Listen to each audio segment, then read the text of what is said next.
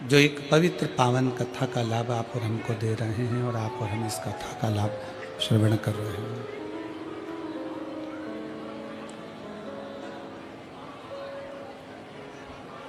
समुद्र के अंदर बहुत सारे रत्न होते हैं, माणिक होते हैं, मोती होते हैं, आभूषण होते हैं। बस उस आभूषण को, उस मोती को, उस माणिक को निकालने वाला कोई चाहिए।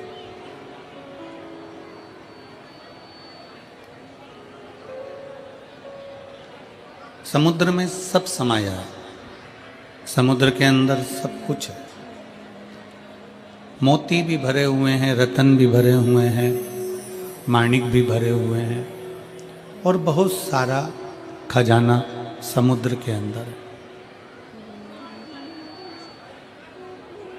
समुद्र को देखने से वो खजाना नहीं मिल सकता।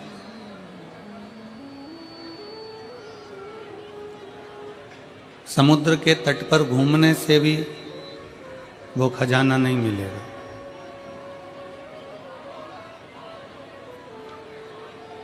न समुद्र को देखने से समुद्र में छुपा खजाना मिलेगा, न समुद्र के तट पर घूमने से समुद्र का खजाना मिलेगा, ना समुद्र के जल में नहाने से भी वो खजाना प्राप्त नहीं होगा। समुद्र के जल में नौका से विहार करने पर भी वो खजाना प्राप्त नहीं होगा। पर शिव महापुराण की कथा कहती है, भगवान शंकर का चरित्र कहता है, शिव तत्व कहता है, शंकर भगवान की पवित्र कथा कहती है कि वो खजाना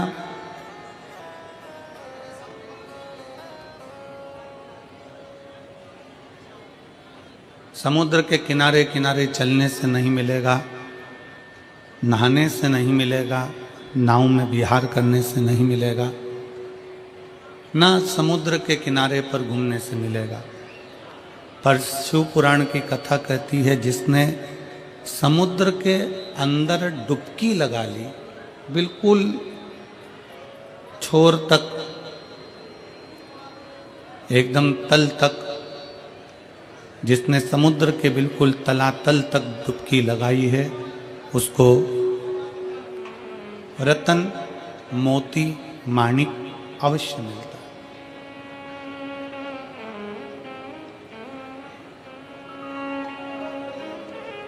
उसको मोती जरूर मिलेगा, रतन जरूर मिलेगा, माणिक जरूर मिलेगा। जो नीचे गया है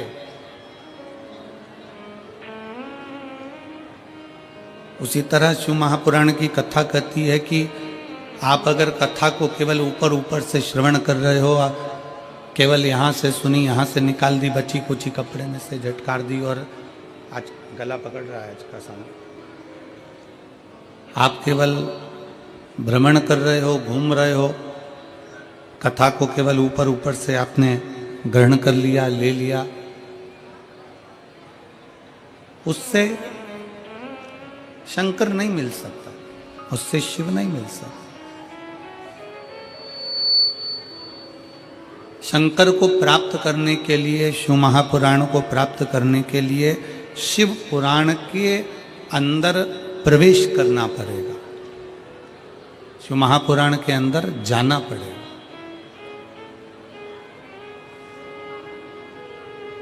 थोड़ा बैठकर उसको समझना पड़ेगा।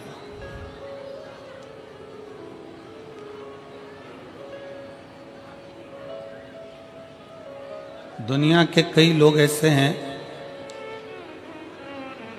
जिनको आज भी समझ में नहीं आता कि आखिर ये शिव महापुराण में शंकर के शिवलिंग में ऐसा क्या है कि शिवलिंग पर एक लोटा जल चढ़ाया जाए, बेलपत्र चढ़ाई जाए और वो औषधि का काम कर देती है।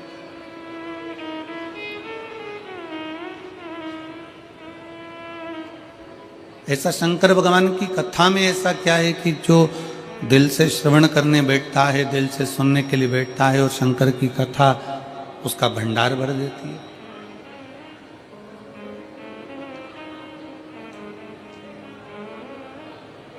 कई लोग इस पे विचार करने में लगे रहते हैं कि ऐसा शिव महापुराण में आखिर है क्या, शंकर भगवान की कथा में आखिर ऐसा है क्या।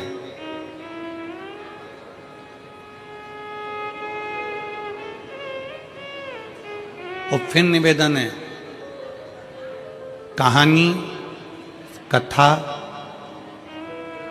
उसकी होती है जो संसार में है ही नहीं। शिव महापुराण की कथा कहती है कि शंकर भगवान की ये शिव पुराण, ये कथा नहीं, ये कहानी नहीं, शिव महापुराण तो स्वयं शंकर का एक स्वरूप है। जब हम सुनते हैं तो शंकर को अपने करीब में बुला लेते हैं और अपने पास बिठा लेते हैं। ये शिव का एक स्वरूप है, ये शंकर भगवान का एक प्रतिबिंब है।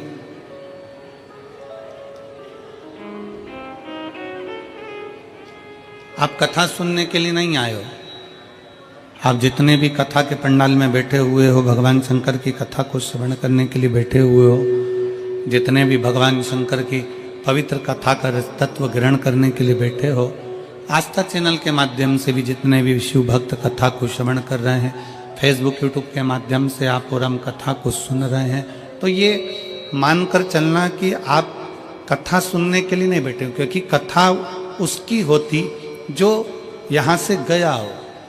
शंकर तो कंकर कंकर में समाया हुआ है, शंकर कहीं जाता ही नहीं है, वो तो अजर और अमर है।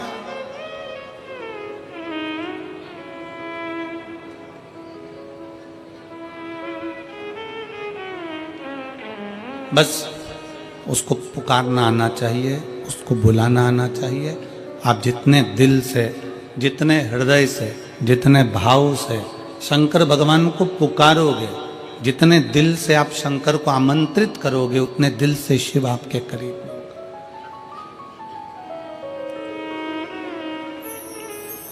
समुद्र के किनारे पर आबादी नहीं होती, समुद्र के किनारे पर आबादी नहीं होती, और शिव को जल चढ़ाने वाले की कभी बर्बादी नहीं होती। शंकर को जल चढ़ाने वाले की कभी बर्बादी नहीं होती। शिव को जल चढ़ाने वाला कभी बर्बाद नहीं होता। शंकर को जल चढ़ाने वाला कभी कष्ट में नहीं आता। अगर दिल से शंकर को रिझा रहा है, दिल से शिव की स्तुति कर रहा है, दिल से भगवान शंकर को मना रहा है, तो वो कभी बर्बाद नहीं हो सकता।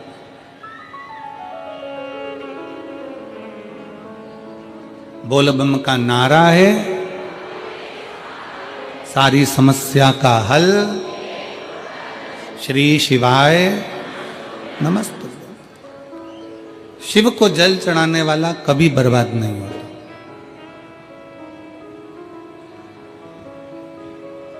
शंकर भगवान की स्तुति करने वाला कभी बर्बाद नहीं होता। शिव की भक्ति करने वाला कभी बर्बाद नहीं होता।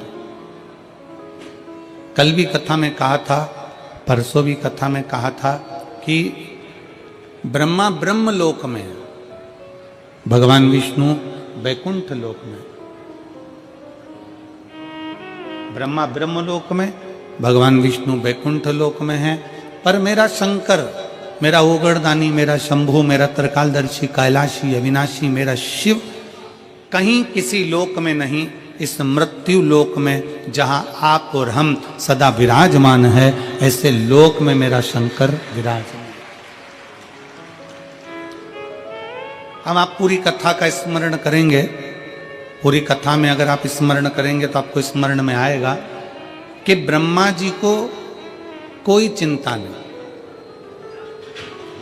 भगवान नारायण को कोई चिंता नहीं, इंद्र को कोई चिंता नहीं, पर मेरे देव अधिदेव महादेव इस भूमंडल पर रहते हैं अपने परिवार के साथ में, अपने कुटुंब के साथ में, अपने पूरे इष्ट मित्रों के साथ में। तो मेरे भगवान शंकर अपने दुख से दुखी नहीं होते।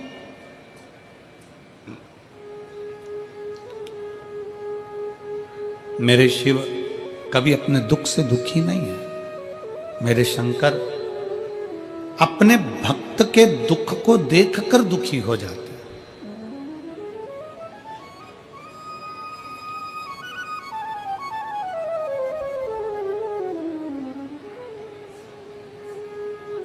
और मैंने तेरे ही भरोसे बाबा, तेरे ही भरोसे हवा बीच उड़ती जावागी बाबा, डोर तो छड़ी नावे में कटी जावागी भोले मैं तेरी पतंग, शंभू मैं तेरी पतंग हवा बिच उड़ती जावागी बाबा, डोर तो छड़ी नावे में कटी जावागी भोले मैं तेरी पतंग, शंभू मैं तेरी पतंग। शिव कथा कर रही है, भगवान शंकर की शरणागति कर रही है, शिव महापुराण की कथा करती है, भगवान शंकर का चरित्र कहता है, शिव कथा कर रही है, भगवान शंकर का पवित्र कथा वर्णन कर रही है। शिव खुद के दुख से दुखी नहीं है, शंकर भगवान स्वयं के दुख से दुखी नहीं। भगवान शंकर अपने भक्त का दुख नहीं देख सकते।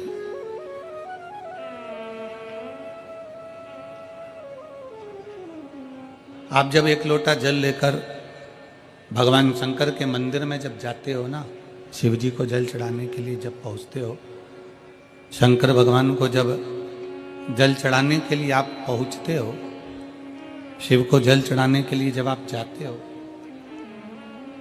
आपका हाथ आपके घर का जल और आपका कलश लोटा, जिसको आप भगवान शंकर के पास लेकर गए, जिसको आप शिव जी के नजदीक लेकर गए, एक तो गए हो आप स्वयं, दूसरा गया आपके रसोई घर में जो हंडा भरा था, मटका भरा था, पानी रखा था, उसमें से एक लोटा जल भर कर गया। तीसरा एक तांबे का लोटा, आपके घर का एक पात्र शिव जी के दरवाजे पर गया।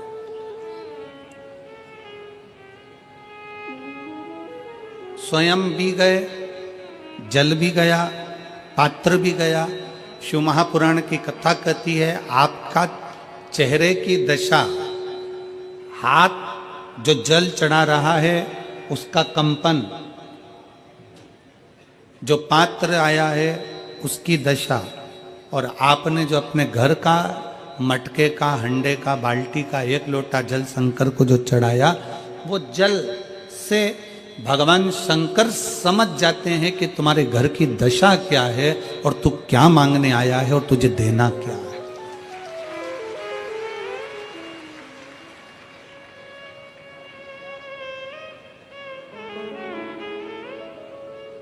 सब पानी का स्वाद अपना अपना है। हेडपंप का पानी, हापसी का पानी, बोर का पानी, उसका स्वाद अलग है। कुएं का पानी, उसका स्वाद अलग है। सरोवर का पानी, उसका स्वाद अलग है। तालाब का पानी, उसका स्वाद अलग है। समुद्र का पानी, उसका स्वाद अलग है। कुंड का पानी, उसका स्वाद अलग है। बारिश का पानी, उसका स्वाद अलग है। सब पानी का स्वाद अलग अलग है, और जो पीने वाला है वो बता देता है कि यह पानी अपने घर का नहीं है, ये जल अपने घर का नहीं है।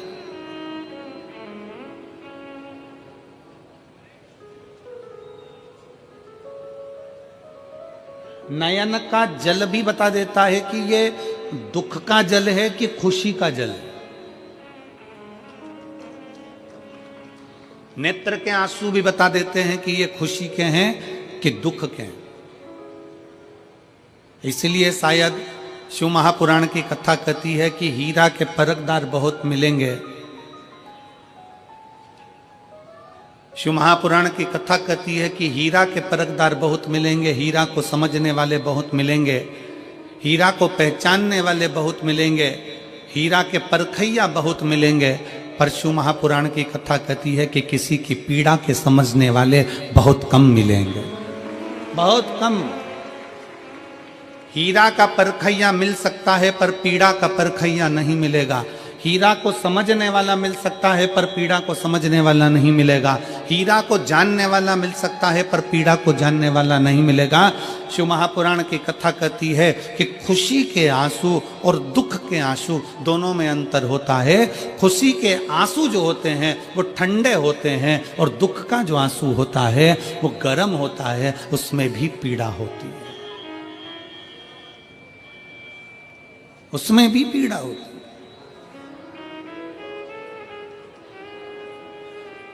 उसमें भी दर्द होता है, उन अश्रुओं में भी दुख होता है। और हम आप सबसे निवेदन करें, बहुत मेरठ की भूमि तो बहुत तेजवान भूमि है, मेरठ की धरा तो बहुत ऊर्जावान धरा है। हम आप सबसे निवेदन करें, आप जौहरी नहीं हो, हीरे को नहीं परख सकते। हम भी जौहरी नहीं है, हम हीरा को नहीं समझ सकते। पर भगवान शंकर ने पृथ्वी पर जिसको जन्म दिया उसको जौहरी बनाकर पैदा किया है, उसको जौहरी बनाकर भेजा है कि आप भले हीरा को न समझो चलेगा, पर अपने नजदीक में कोई दुखी है तो उसकी पीड़ा को जरूर समझना। भगवान शंकर कहते हैं उसकी पीड़ा का स्मरण।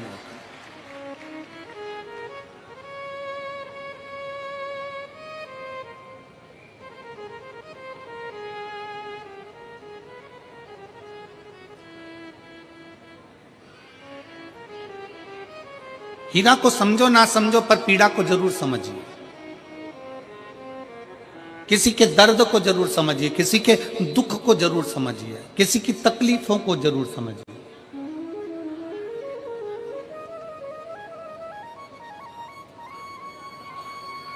शिव पुराण कह रही है सब जल अलग अलग है, जल का स्वाद अलग अलग है, उसका गर्म ठंडा भाग अलग अलग है।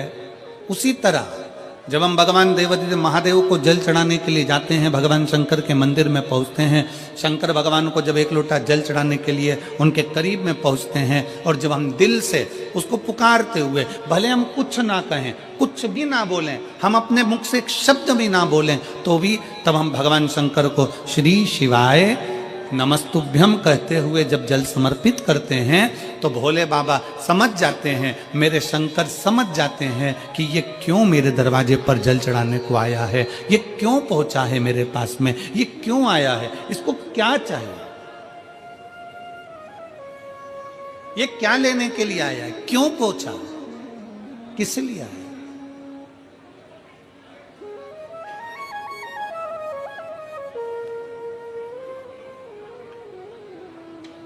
शंकर उस दशा को जान जाते हैं कि इसको क्या चाहिए, क्या लेने के लिए आया।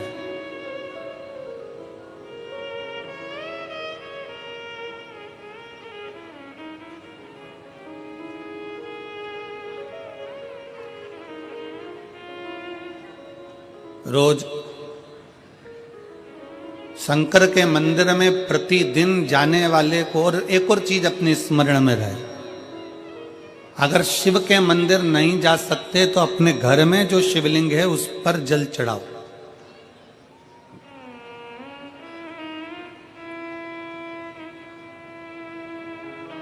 और यदि आप अपने शंकर के घर में शिवलिंग पर भी जल नहीं चढ़ा पा रहे हो तो किसी बेलपत्री का वृक्ष हो, उस वृक्ष के नीचे भी जल चढ़ाओ। और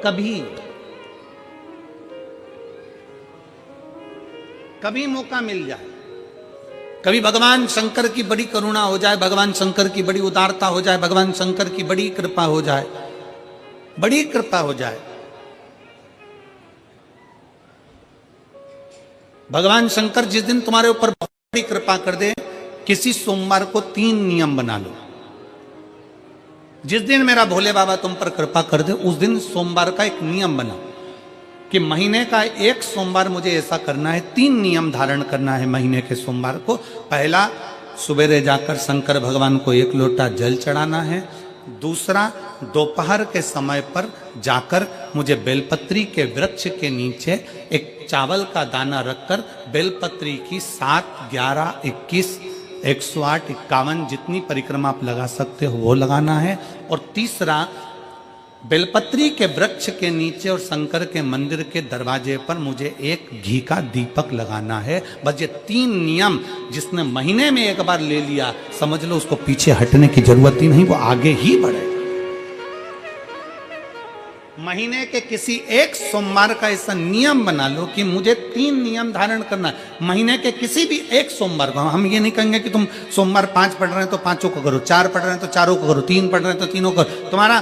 तुम तो महीने का एक सोमवार का नियम बना। और मेरी जीजियों से, मेरी बेटियों से जो विदेश में रह रही हैं, जो कहीं बाहर रह रही हैं, कहीं बड़े शहर में रह रही हैं, जो रोज मंदिर नहीं जा सकते, हर किसी महीने के एक सोमवार को भी ये नियम निर्धारण कर सकते, तो उनसे कहेंगे कि 3 महीने में एक सोमवार का नियम बना लो। 3 महीने में नहीं बना सकते तो 6 महीने में एक सोमवार का नियम बना लो। और 6 महीने में नहीं बना सकते तो 1 साल में एक सोमवार का ऐसा नियम बना लो कि मैं साल का एक सोमवार ऐसा रहूंगी कि सुबह सोमवार के दिन मंदिर में जाकर जल चढ़ाऊंगी, दोपहर में जाकर बाबा को एक अक्षत का दाना रखकर, अक्षत का मतलब है कि बाबा मेरी दिनों दिन उन्नति करना। बेलपत्री के वृक्ष के नीचे जो अक्षत रखा जाता है वो उन्नति के लिए रखा जाता है। शंकर के शिवलिंग पर जो अक्षत रखा जाता है वो रोग मुक्ति के लिए रखा जाता है। अशोक सुंदरी पर जो अक्षत रखा जाता है वो संतान प्राप्ति के लिए रखा जाता है। षडानंद कार्तिकेय की ओर जो अक्षत रखा जाता है वह हमारे बच्चों की सुख समृद्धि के लिए रखा जाता है। विनायक की ओर,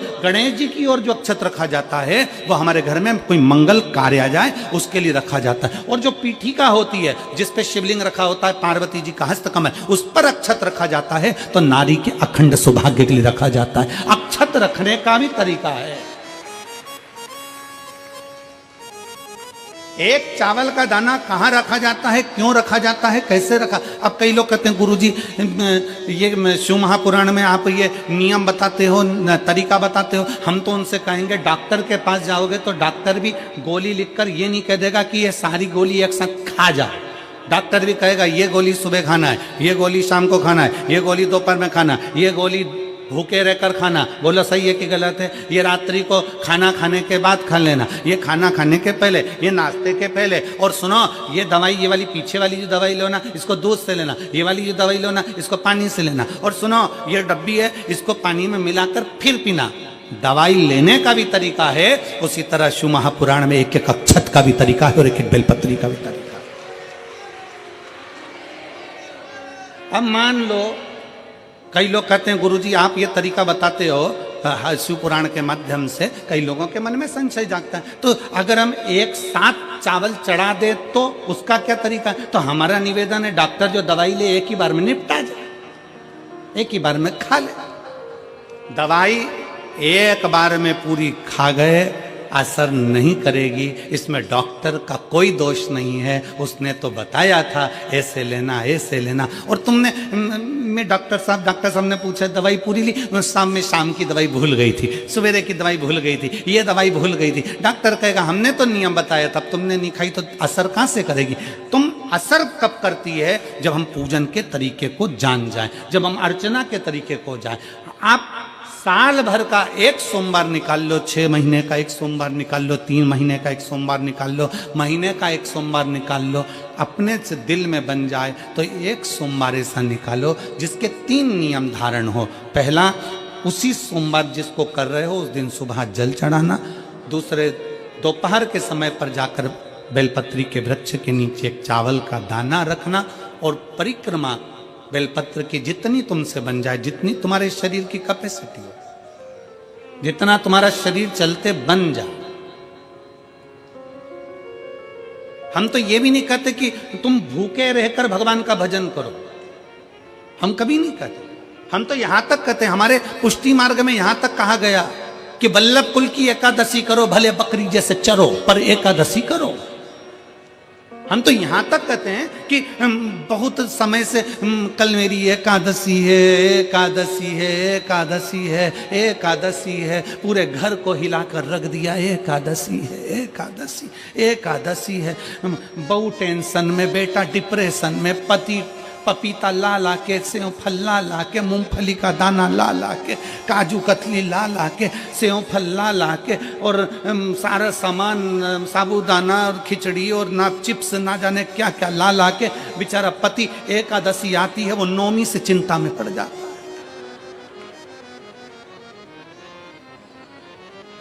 हम तो ये भी नहीं कहते कि तुम व्रत बहुत भारी करो, तुम व्रत उपास भी बहुत बहुत टेंशन वाला करो, ना ना ना।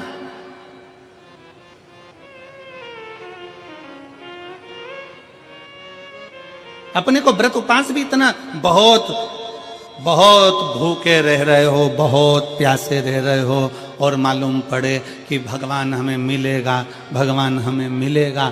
भगवान कहता है कि देख भाई, मैं भी भूखा नहीं रहता, तू भी भूखा मत रहे, मैं भी चकाचक रहता हूँ, तू भी चकाचक रहे, मैं भी अपने। और भगवान शंकर तो ये भी कहते हैं कि अपना परिवार भी मत छोड़ो, मेरे पास में पार्वती भी।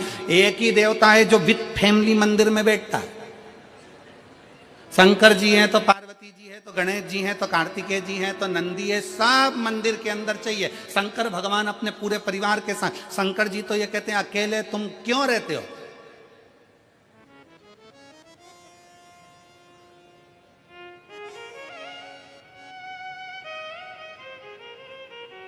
शिव जी की एक बात अपने ध्यान में रखना, कितनी सुंदर बात है शंकर भगवान की, बहुत ध्यान में रखिएगा। भगवान नारायण ने भगवान शंकर का भोजन रखा, विथ फैमिली आए। ब्रह्मा जी ने रखा, आए। इंद्र ने रखा, आए। एक दिन कुबेर को अहंकार आ गया, और कुबेर ने मन में सोचा कि मेरे पास में इतना वैभव है, इतना धन है, मेरे पास में इतना वैभव, इतना धन है। कुबेर ने विचार करा कि मैं भी सबका भोजन रखता हूं, मेरा धन देखेंगे, वैभव देखेंगे। सबको बुलाया, सबको।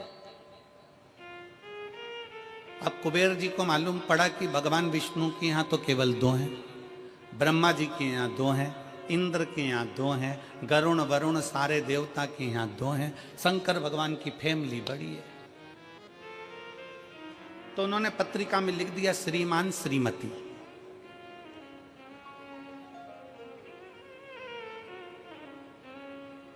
केवल 2।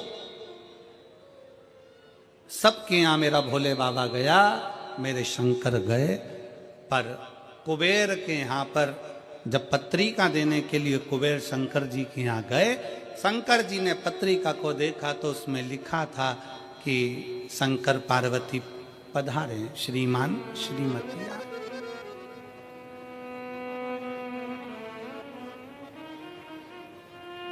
कुबेर कौन? एक चोर शंकर जी के मंदिर में चोरी करने के लिए गया।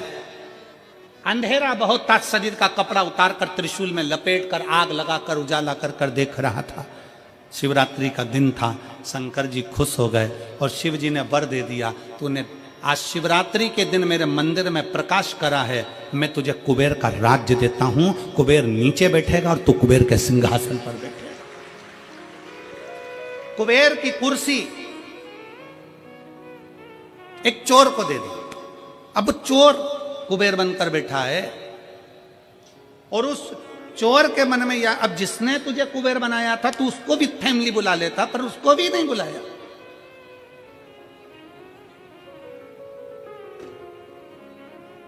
नहीं बुलाया।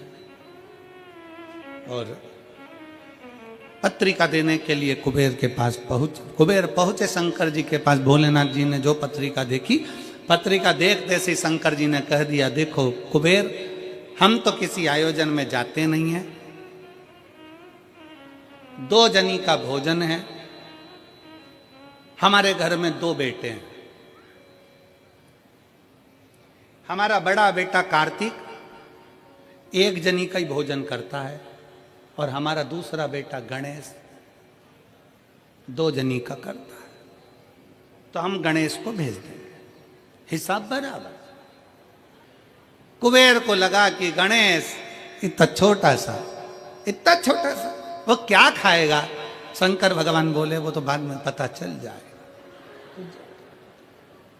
तू जा। अब कुबेर ने निमंत्रण रखा, 33 कोटि देवताओं के लिए भोजन तैयार करवाया, मंगवाया, भोजन बनवाया। और इतने में सबसे पहले गणेश जी पहुंच गए। कुबेर की पत्नी दौड़ कर आई, दरवाजे पर गणेश आए, शंकर जी के पुत्र। कुबेर ने कहा आने का समय तो 6 बजे था, ये तो 4 बजे ही आ गए।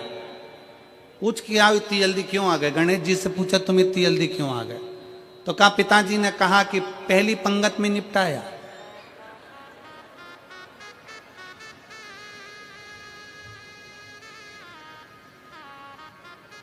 या तो पहली पंगत या आखिरी पंगत, इन दोनों को फायदा रहता है और इन दोनों को नुकसान भी रहता है।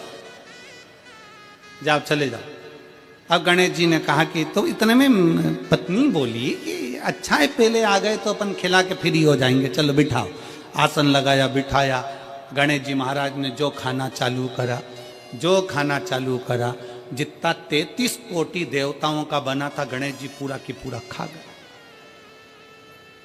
पत्नी चिल्ला कर बोली ये तो अकेला ही पूरा खा गया। कुबेर जी बोले तो उसमें क्या दिक्कत है, मैं कुबेर, मेरे घर कमी है क्या। भंडारे खोल दो सारे। भंडारे खोल दिए, ला कर गणेश जी को देते गए। कुबेर के खजाने में भी भोजन खत्म हो गया। तब कुबेर ने कहा एक काम करो, दूतों को पृथ्वी पर भेजो और पृथ्वी पे से भोजन मंगवाना चालू करो। गणों को पृथ्वी पर भेजा। भोजन लेकर अंदर जा रहे थे गण। गणेश जी ने बुलाया इधर आओ।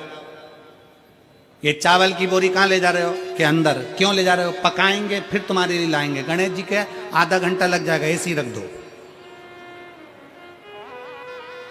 रखो यहाँ। सारी बोरियां वहीं रखवा ली, दाल चावल चना सब सूखा की सूखा निपटा गए। आन दो। कुबेर को चिंता लग गई, पत्नी आंखों से रोने लगी। इतने सारे देवता आएंगे, क्या खाएंगे। कुछ भी नहीं बचा, नीचे भी नहीं बचा। देव ऋषि नारद आ गए, कुबेर से पूछा क्या बात है कुबेर। कुबेर कहने लगे कि मैंने भोजन सबका बनाया था, गणेश अकेले खा गए, उठ भी नहीं रहे। हमने 4 बार पानी पहुंचा दिया। हमने कहा पानी पी लो तो गणेश जी कह रहे थे आधा भोजन होगा तब पीऊंगा। मतलब अभी आधा भी नहीं हुआ है। नहीं। नारद जी ने कहा शंकर जी के पास जाओ। भोलेनाथ जी के पास कुबेर पहुंचे। प्रभु गलती हो गई मुझसे, मैंने 2 जनी का लिखा था। औलाद को संभालने के लिए बाप का आना जरूरी है। मुझे नहीं, औलाद को संभालने के लिए बाप का आना जरूरी है और बाप को संभालने के लिए उसकी पत्नी का आना जरूरी है। मुझे समझ में, मैं भूल गया। शंकर भगवान ने दुर्वा तोड़ी और दुर्वा तोड़कर कुबेर को दे दी और कुबेर से कहा ये दुर्वा ले जा, गणेश जी को दे देना। एक दुर्वा शंकर भगवान ने दी थी। कुबेर चलते चलते मन में विचार करे इतना खाया है, एक दुर्वा से क्या होगा। ये जितने रास्ते में चलते जा रहे थे, जितनी दुर्वा मिलती जा रही थी, सब तोड़ तोड़ के रखते जा रहे।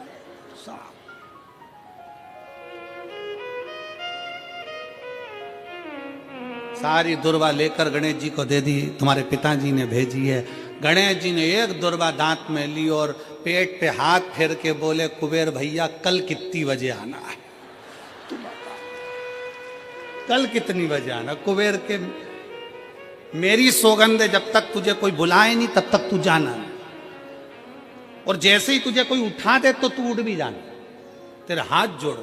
तब से ब्याहों में गणेश जी को बुलाते भी हैं, छोड़ के भी आते हैं, मंगल कार्य में लेकर भी आते हैं, छोड़ कर भी आते हैं।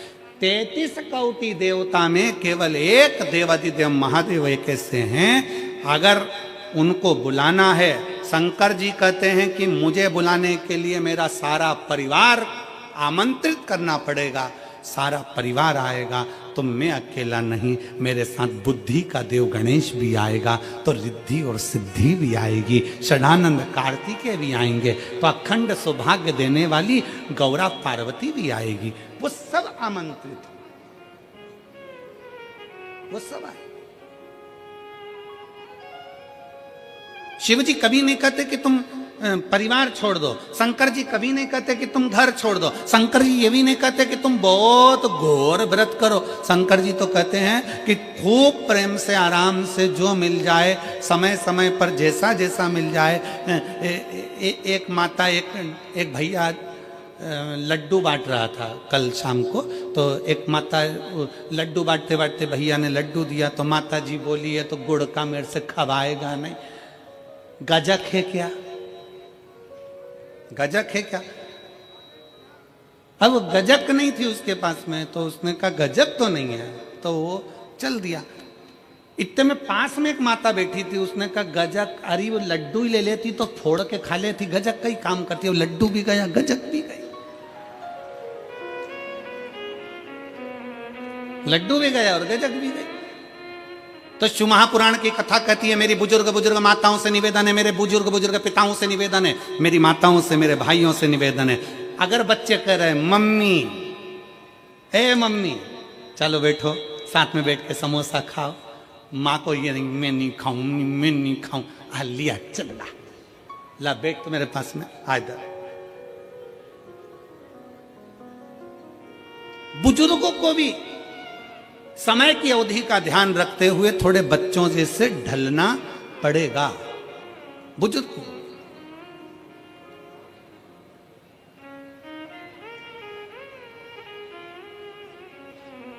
थोड़ा बच्चों जैसा ढलने का प्रयास करना। हम अपनी अकड़ में रह जाएंगे तो बच्चों के करीब नहीं पहुंच पाएंगे,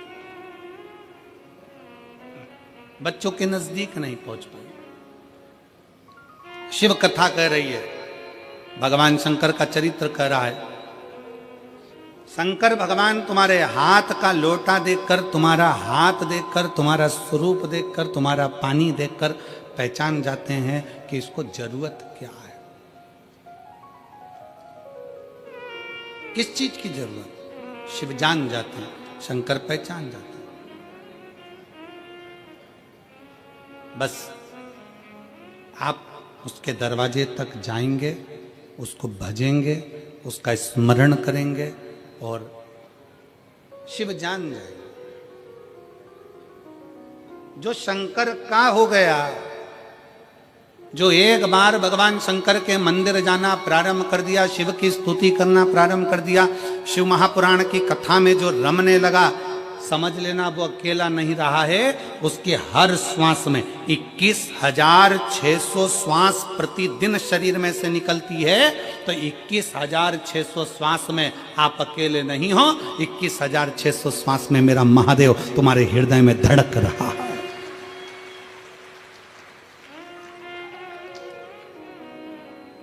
वो एक लाइन स्मरण में आती है ना,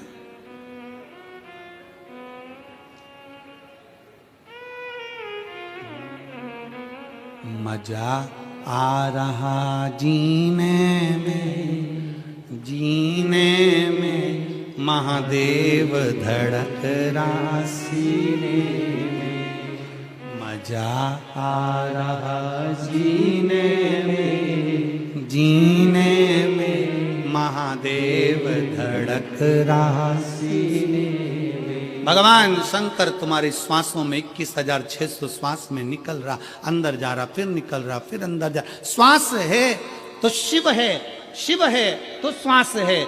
जिस दिन शिव शरीर से निकल गया, उस दिन शरीर नहीं रहेगा, केवल शव बन जाए, फिर शरीर नहीं है। एक पत्र है,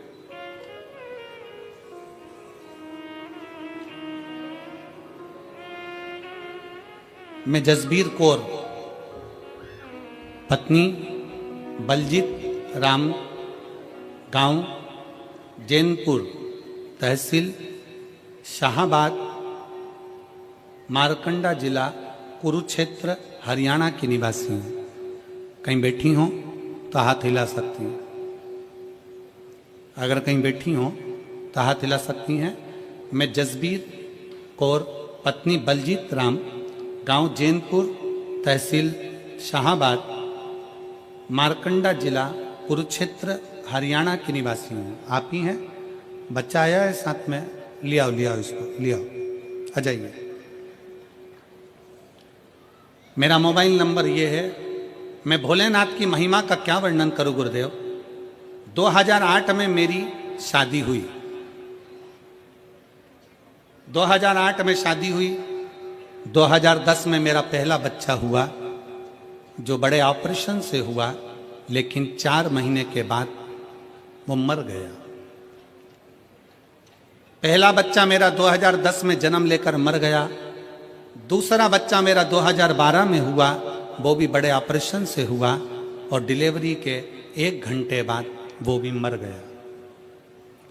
तीसरा बच्चा मेरा 2015 में जन्मा, और 2015 में ऑपरेशन होने के बाद डिलीवरी के समय पर वो बच्चा मर गया। 3 ऑपरेशन हो चुके थे। डॉक्टरों ने और बच्चा करने के लिए मना कर दिया था, क्योंकि सभी बच्चे बड़े ऑपरेशन से हुए थे। तीनों बच्चों के फेफड़ों में पानी था, कहीं ना कहीं तकलीफ थी, वो मर गए। 2022 में अचानक से आपकी कथा सुनने लगी, और कथा सुनते सुनते मन में उम्मीद जागी कि भोलेनाथ सबकी झोली भरता है तो हमारी भी भरेगा। मैंने भी बाबा को जल चढ़ाना शुरू किया, पशुपति व्रत रखे, मंदिर में झाड़ू और पोछा लगाना शुरू किया। इसके बाद मेरा गर्भ ठहरा, और मेरे भटिंडा की 1 दिन तथा रेवाड़ी की 5 दिन की कथा पंडाल में बैठकर सुनी। गर्भ के रहते हुए मैं पंडाल में पहुंची और बाबा से प्रार्थना करती कि अब ये बच्चा मेरा जीवित रहे, इसको कुछ ना हो। बाबा को बोल कर आती, बाबा का चढ़ा जल पीती। 1 जुलाई 2024 के दिन सोमवार था, और 16 साल के बाद हमारे घर में एक बच्चे ने जन्म लिया, पुत्र ने। 16 साल के बाद एक बेटे ने जन्म लिया। डॉक्टरों के हिसाब से डॉक्टरों ने कहा था कि बच्चा बीमार है, पर जैसे ही डॉक्टर ने वापिस चेकअप करा तो बच्चा पूर्ण तरह से स्वस्थ था। आज मेरे बाबा ने मुझे पुत्र दिया, और वो भी पूर्ण तरह से स्वस्थ दिया। मैं बाबा को यहाँ प्रणाम करने के लिए आई। गुरुदेव, मैंने अपने लड़के का नाम शिवाय रखा है, क्योंकि शंकर का दिया हुआ है। एक लाइन अच्छी लिखी है, आप और हम गुनगुनाते हैं कि भर दिया भंडार का शिवाले, कर दिया माला का शिवाले, जो जैसी भावना लाया वो वैसा ही फल पाया, जो जैसी भावना लाया वो वैसा ही फल पाया। नहीं खाली उसे लौटाया, वो मन ही मन हर्षाया, कर दिया माला माल का शिवाले ने, लुटा दिया भंडार का शिवाले ने। 16 साल के बाद बाबा ने मेरी गोदी में संतान दी। 16 वर्ष।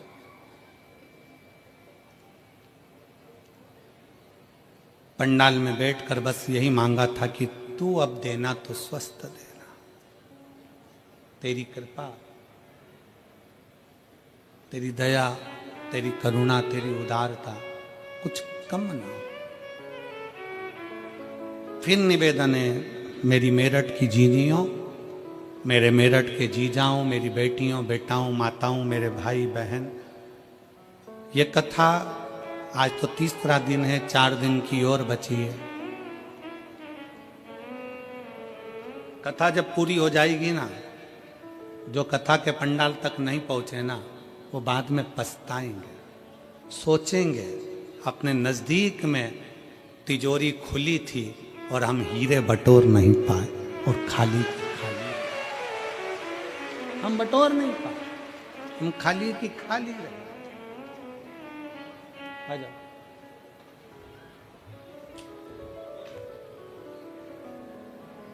जो जैसी भावना लाया वो वैसा ही फल पाया, नहीं खाली उसे लौटाया वो मन ही मन हर्षाया, और कर दिया माला माल काशी वाले ने, लुटा दिया भंडार काशी वाले ने, कर दिया माला माल काशी वाले ने, लुटा दिया भंडार काशी वाले ने। आप जिस भाव से, जिस विश्वास के साथ, जिस भरोसे के साथ, जिस दृढ़ता के साथ, जिस श्रद्धा के साथ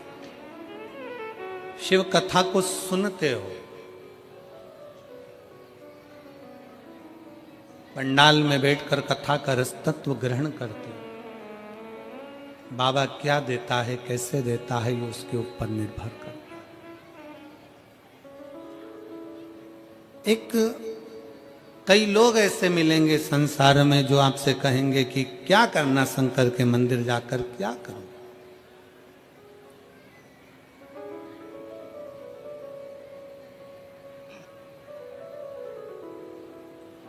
कई लोग कहते हैं कि गुरुजी हमको कोई दुखी नहीं है तो हम मंदिर क्यों जाएं।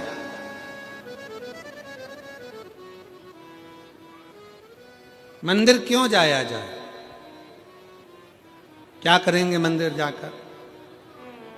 शिव महापुराण की कथा कहती है आप कितने भी करोड़पति हो, धनपति हो, वैभवपति हो, सत्तापति हो, पर एक बात याद रखना कि तुम्हारा धन, तुम्हारी वैभव, तुम्हारी सत्ता, तुम्हारा पैसा, तुम्हारी दौलत जिस दिन कहीं हॉस्पिटल में पड़े होगे, सारी दौलत तुम्हारी लॉकर में रहेगी, घर पर रहेगी, उस जगह पर केवल तुमने जो शंकर भगवान को एक लोटा जल चढ़ाया है वो जल तुम्हारा कल बदलेगा, वो बदलेगा।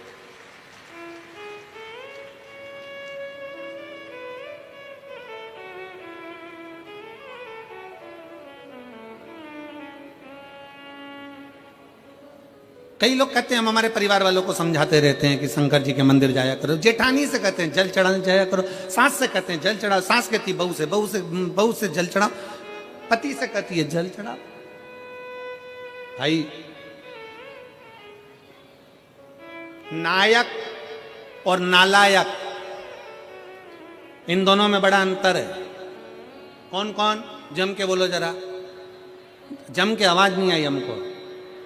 पहले नंबर पर नायक, दूसरे नंबर पर नालायक। नायक हमेशा दुश्मनों से लड़ता है और नालायक हमेशा अपनों से ही लड़ता है। नायक हमेशा दुश्मनों से लड़ेगा और नालायक अपनों से लड़ेगा।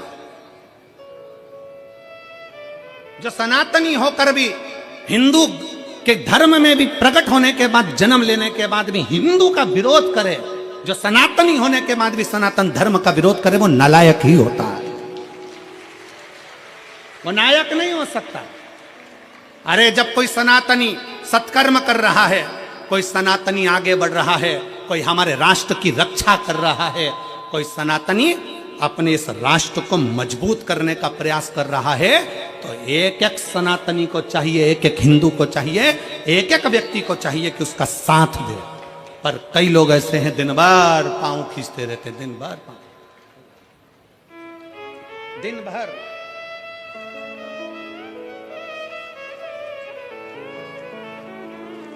हमारे बीच में संत शिरोमणि पधारे, एक बार जोरदार ताली बजाकर।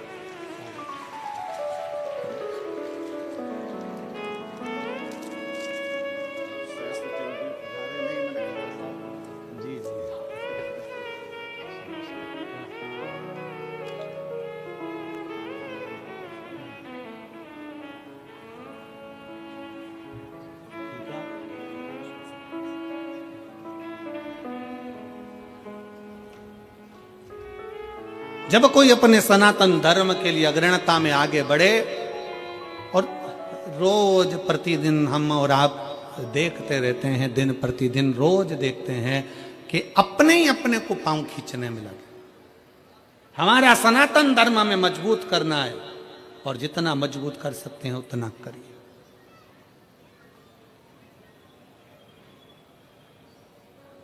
आज सबसे बड़ी परेशानी कहां खड़ी होती है? जब हम अपनों से लड़ रहे होते हैं। अपनों से हम उनको समझा रहे होते हैं कि अरे मजबूत होइए, पर जरा सा लोभ, जरा सा धन का लोभ, जरा सी सत्ता का लोभ, जरा सा वैभव का लोभ, जरा सा वोट का लोभ हमें हमारे सनातन धर्म से दूर कर देता है और दूसरे धर्म अच्छे लगते हैं और सनातन धर्म बेकार लगने लगता है। जरा सा लोभ व्यक्ति को अपना धर्म बुरा लगने लगता है और दूसरे धर्म श्रेष्ठ लगते हैं। शिव तत्व कह रहा है, भगवान शंकर की कथा कर रही है, अपने भीतर के भाव को प्रकट करिए, शंकर के मंदिर जाना प्रारंभ करिए, शिव की स्तुति करना प्रारंभ करिए, शंकर को एक लोटा जल चढ़ाना प्रारंभ करिए। और जिस दिन आप शिव की स्तुति में लगोगे, शंकर का भजन करने में लगोगे, शंकर का नाम उच्चारण करने में लगोगे, तुम अकेले नहीं, 21,600 श्वास जो तुम्हारे शरीर से निकल रही है, इस 21,600 श्वास में भगवान शंकर तुम्हारे हर श्वास में, मेरा शिव तुम्हारे साथ में होगा, प्रत्येक श्वास में।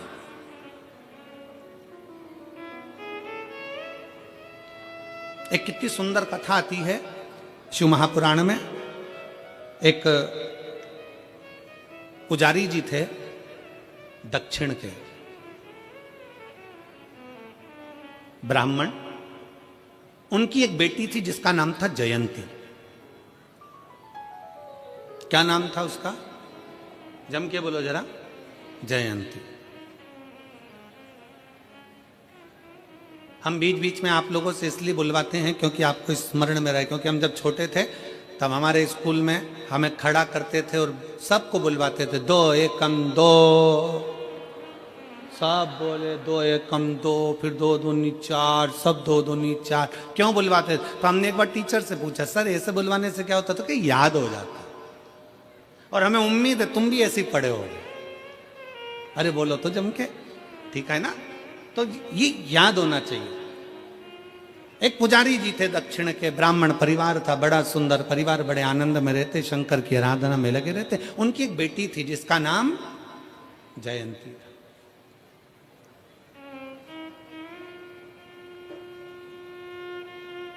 पिताजी मंदिर में सेवा करते,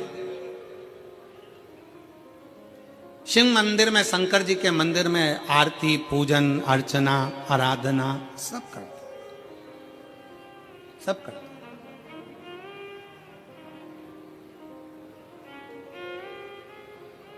अब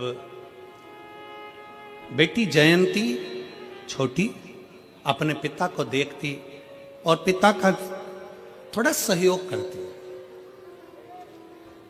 थोड़ा सहयोग।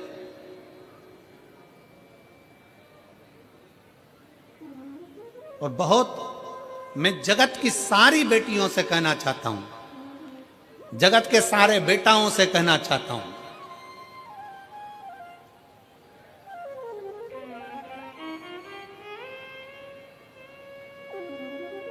कि मां जैसा प्यार और पिता जैसा सम्मान, लाड़ दुनिया में कोई नहीं दे सकता जो मां और बाप दे सकता।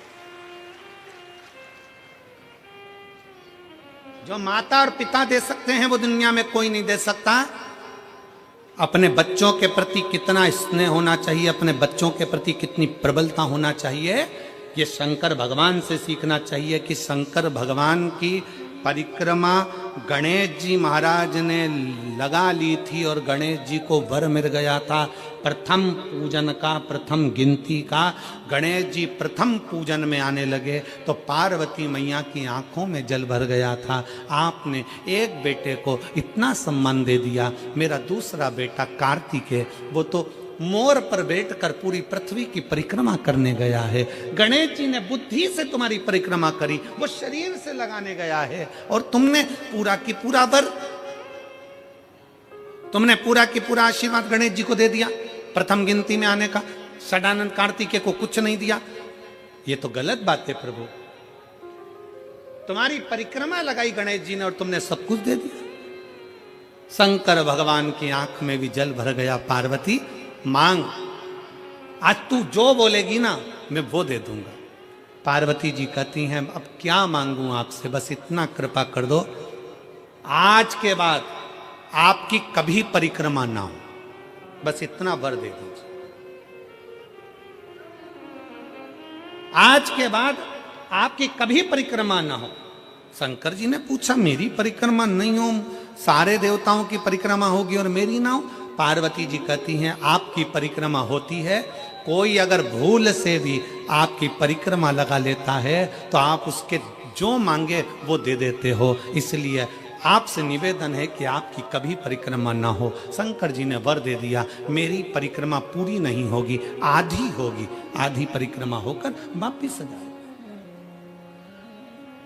फिर शंकर भगवान बोले पार्वती फिर सुन ले, तूने मेरी परिक्रमा रोकी है पर तेरी परिक्रमा तो नहीं रुकी।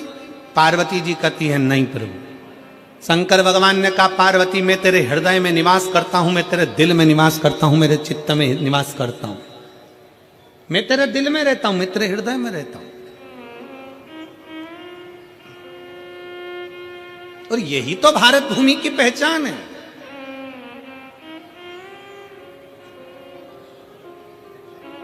यही भारत भूमि की पहचान है।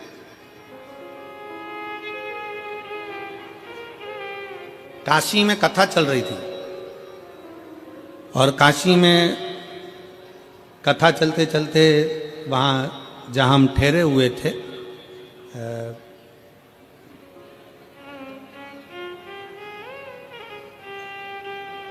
उस स्थान पर कोई चौथे दिन मिलने के लिए आए और वो लड़के थे, युवान बेटाओं ने एक प्रश्न किया, गुरुजी क्या भगवान को जन्म लेने के लिए केवल भारत की भूमि ही मिली? राम जी जन्मे तो भारत की भूमि पर, कृष्ण जन्मे तो भारत की भूमि पर, दत्त प्रगटे तो भारत की भूमि पर, परशुराम भगवान प्रगटे तो भारत की भूमि पर। क्या सारे देवताओं को जन्म लेने के लिए भारत की भूमि मिली? पूरा विश्व पड़ा था, कोई अमेरिका, हालैंड, चीन, कहीं पर भी एक भी भगवान पैदा नहीं हुए, कोई भगवान नहीं जन्मा। गौतम बुद्ध भी जन्मे तो भारत की भूमि पर, महावीर भी जन्मे तो भारत की भूमि पर, रामकृष्ण परमहंस, संत, साधु, सन्यासी, तपस्वी, साधक सब जन्मे तो भारत की भूमि पर। क्या दूसरे देश में, अमेरिका में, रूस में, यहां वहां क्या भगवान जन्म नहीं ले सकता था?